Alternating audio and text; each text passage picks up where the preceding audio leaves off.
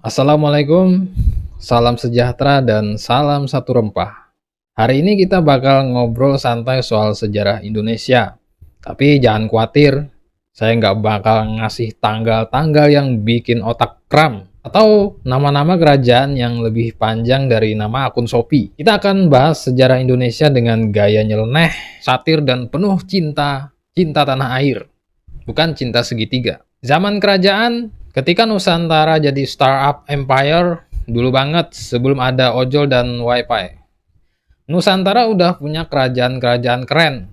Ada Sriwijaya, spesialis logistik laut. Kalau hidup di zaman sekarang, mereka mungkin udah IPO dan jadi pesaing DHL. Lalu ada Majapahit dipimpin Gajah Mada yang sumpahnya nggak makan enak sebelum Nusantara bersatu. Serius banget. Padahal bisa aja dia bilang, saya lagi diet. Tapi dia justru ngomong, tidak akan makan palapa. Palapa itu bumbu loh. Artinya, dia rela makan sayur bening tanpa sambal. Demi negara. Coba kita, kerajaan-kerajaan ini dulu, jaya karena rempah-rempah yang saat itu nilainya seperti minyak atau kripto sekarang. Bayangin orang-orang Eropa rela menyeberangi lautan, mabuk laut, bahkan ribut sama hiu. Cuma buat pala dan cengkeh. Kemudian zaman kolonialisme, dijajah karena dapur tetangga wangi. Masuklah bangsa Eropa. Portugis datang duluan kayak cowok naksir diem-diem. Tapi nggak lama Belanda nyelonong, bawa company dan aturan. Mereka bangun VOC, perusahaan yang katanya dagang, tapi kerjaannya ngatur-ngatur.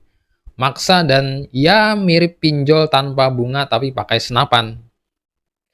350 tahun kemudian kita masih dijajah, bukan karena kita lemah, tapi karena penjajahnya kekeh banget. Bayangin 3,5 abad dijajah, itu kalau dianalogiin, kayak punya mantan yang nggak mau move on. Numpang tinggal maksa ngatur dapur, terus bilang, ini semua buat kebaikan kamu. Padahal, tiap hari kita kerja rodi, bayar pajak, tapi sekolah susah. Mau protes, dituduh makar. Kemudian, di zaman pergerakan nasional, bangkit dari tidur panjang, akhirnya datanglah era melek sejarah.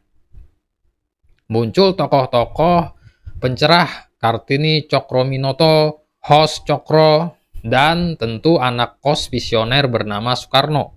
Soekarno ini jago banget orasi. Kalau dia main TikTok hari ini, view-nya pasti jutaan. Isinya bukan celeng joget, tapi celeng berpikir. Mengapa kita dijajah? Siapa kita? Apa makna kemerdekaan? Gak lama Hatta dan tokoh lainnya gabung. Mereka itu ibarat Avengers tapi versi anti-kolonial. Kemudian proklamasi merdeka, walau tetangga belum bangun. 17 Agustus 1945, pagi-pagi Soekarno masih pusing habis sakit malaria. Tapi gak pakai banyak drama, beliau baca teks proklamasi bareng Hatta di Jalan Pegangsaan Timur. Yang hadir segelintir. Kenapa? Karena warganya belum bangun tidur. Serius, ini negara yang proklamasinya seperti acara keluarga, intim, tapi berdampak nasional. Tapi jangan salah, meski sederhana itulah momen di mana kita bilang, hai dunia, kita bukan lagi tanah rebutan. Kami ini negara merdeka. Titik. Kemudian masuk di Orde Lama ke Orde Baru. Dari revolusi ke rezim hemat suara pasca kemerdekaan. Indonesia seperti remaja bingung jati diri, gonta-ganti sistem, parlementer, presidensial, demokrasi terpimpin, semua dicoba, sampai akhirnya Soekarno makin kuat, mirip presiden merangkap editor, sutradara, bahkan stand-up komedian. Tapi lalu datang Soeharto, panglima yang lebih suka tindakan daripada kata-kata.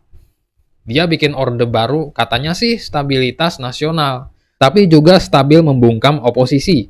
Selama 32 tahun pemilu cuma formalitas, presiden tetap, partai nggak bisa lebih dari 3, dan koran harus pintar-pintar main kata biar nggak disensor.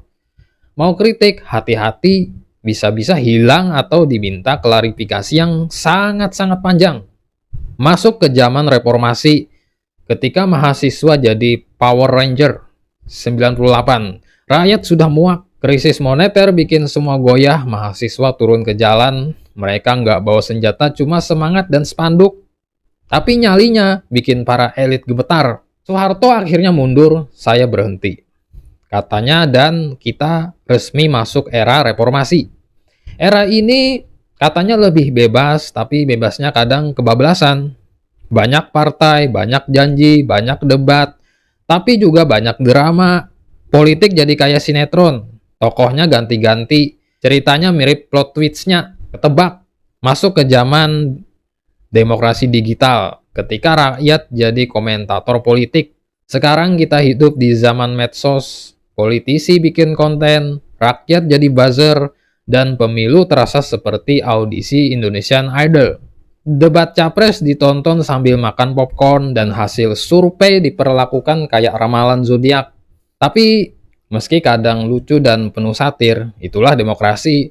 Lebih baik rame karena beda pendapat daripada sepi karena takut ngomong. Indonesia negeri ribut tapi hebat. Indonesia itu negara yang suka ribut. Iya, tapi ributnya karena sayang. Sayang sama bangsa ini, sama sejarahnya, sama masa depannya. Dari zaman rempah, zaman penjajah, sampai zaman buzzer, kita selalu punya satu senjata: ketahanan mental dan selera humor yang absurd. Karena hanya bangsa yang bisa menertawakan lukanya, yang benar-benar siap menyembuhkannya. Sekian dari saya. Kalau ada salah-salah kata, anggap saja ini satir sejarah, bukan buku pelajaran. Merdeka! Merdeka! Terima kasih. Dan jangan lupa baca sejarah sebelum ikut debat di Twitter.